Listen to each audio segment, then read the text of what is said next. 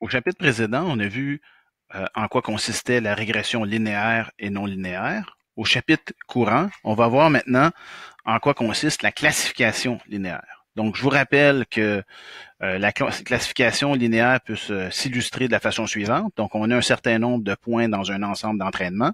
Ces points-là vivent dans un espace dimensionnel ici que j'ai mis en 2D pour pouvoir illustrer le propos.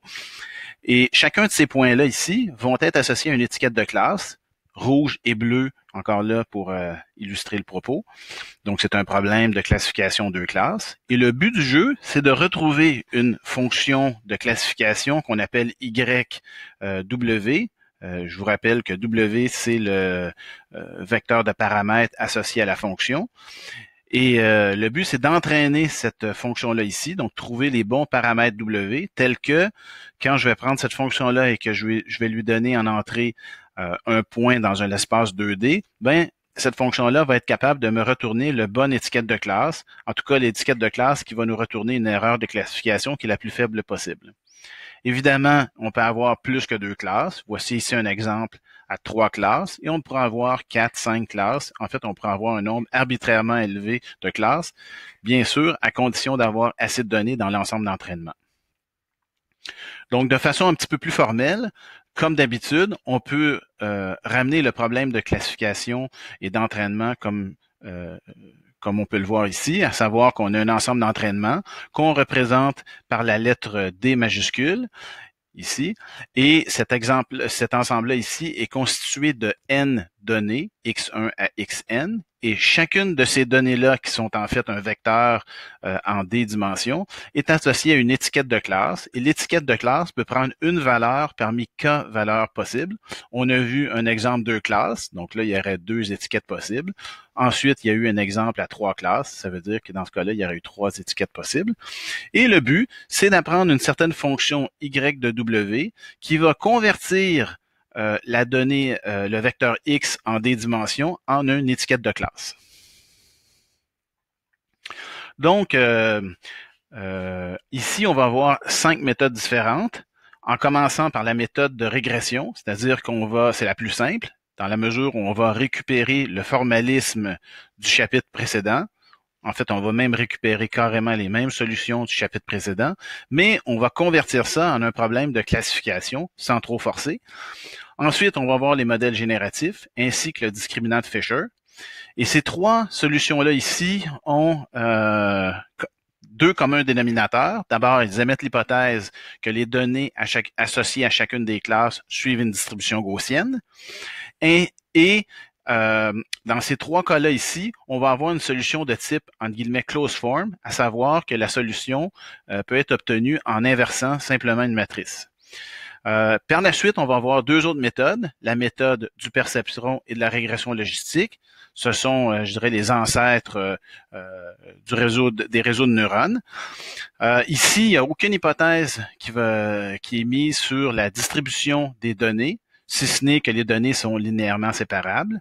Et ici, on va avoir une solution qui va être obtenue de façon itérative à l'aide d'une descente de gradient. Donc, dans le cours, on va voir le formalisme de la classification linéaire au tableau. On va prendre notre temps pour bien voir en quoi ça consiste. Mais, si je résume en quoi ça consiste, on a ici des données qui vivent en 2 dimensions, par exemple, encore là pour illustrer. On a des données associées à une première classe, des données associées à une deuxième classe, et idéalement, je vais être capable de retrouver une fonction de classification qui va séparer mes données. Cette fonction de classification-là peut être représentée par une équation comme celle-ci, qui est toute simple. Un billet, W0, plus un coefficient fois la première dimension, plus un deuxième coefficient fois l'autre dimension.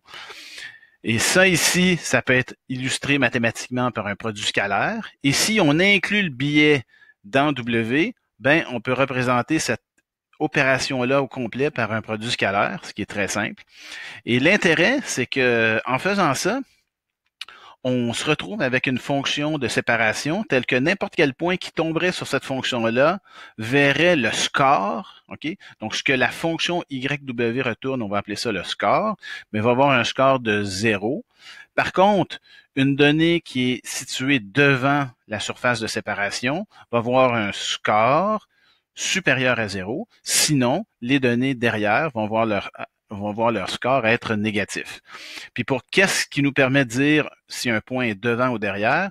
Eh bien, c'est la normale ici, la normale. Et cette normale-là est déterminée par le vecteur W qui est en 2D constitué de W1 et W2. En fait, la normale est constituée de tous les paramètres de ma fonction de classification linéaire, excluant le biais. Donc, il y a deux très gros avantages à avoir une formulation qui est comme celle-ci, parce qu'une fois que le modèle est entraîné, on n'a plus besoin des données d'entraînement, comme c'est le cas pour une méthode, comme par exemple les cas plus proches voisins que vous connaissez peut-être.